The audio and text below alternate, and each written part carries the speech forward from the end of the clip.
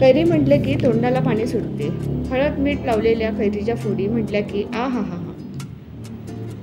आणि कैरीचा ठेचा म्हटला तर काय विचारायलाच नको. तो करता कधी खाईन असं होऊन जातं. चला तर मग आज आपण कैरीचा ठेचा बनवूयात. त्यासाठी मी आता एक कैरी घेतलेली आहे धुवून, आणि आता मी मिरच्याही धुवून घेते. त्या 7-8 मिरच्या घेतलेल्या आहेत. थोडीशी कोथिंबीर घेतलेली आहे, तीही मी धुवून घेते. आता मिरचीचे देठं काढून घेतलेले आहेत आणि मी त्या पुसून घेते. कोथिंबीरही पुसून घेते. आता कैरी ही छान पुसून घेते.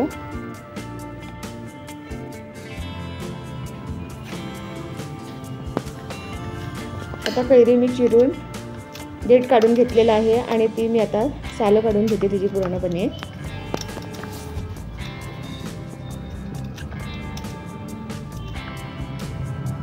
आता ही कैरीची सर्व साले काढून झालेली आहेत.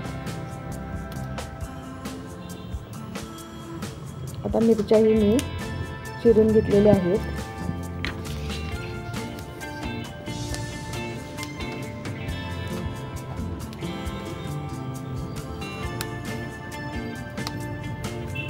व त्याचे तुकडे केलेले आहेत.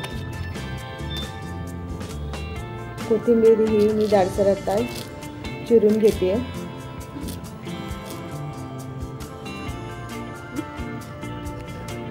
तसेच कैरीच्या फोडीही मी बारीक आता चिरून घेते.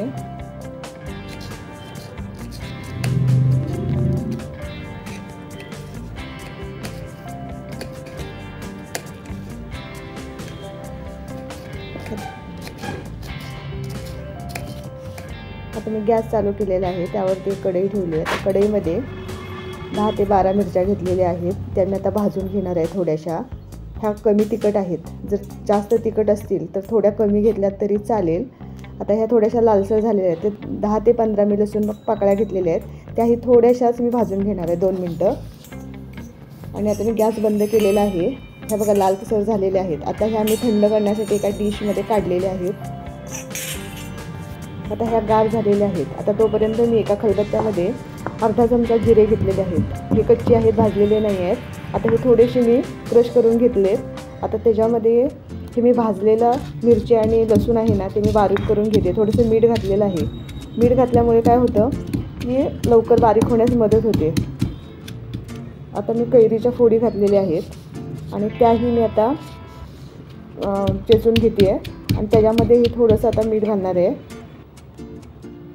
त्यामुळे ते एकजीव होऊन त्याला छान चव येते आणि आतमध्ये मीठ चांगल्या पद्धतीने मुरलं जातं आणि आपला ठेचा चवीला खूपच सुंदर लागतो. आणि हा पारंपरिक पद्धतीने दगडी खलबत्ता आहे, त्याच्यामुळे तो खूपच छान लागतो. मिक्सरलाही करता येतं, पण असा केला तर खूपच छान होतो. आता मी भरपूर अशी कोथिंबीर घातलेली आहे बघा. त्याच्यामुळे कोथिंबीरीचा आणि जास्त चव चांगली येते.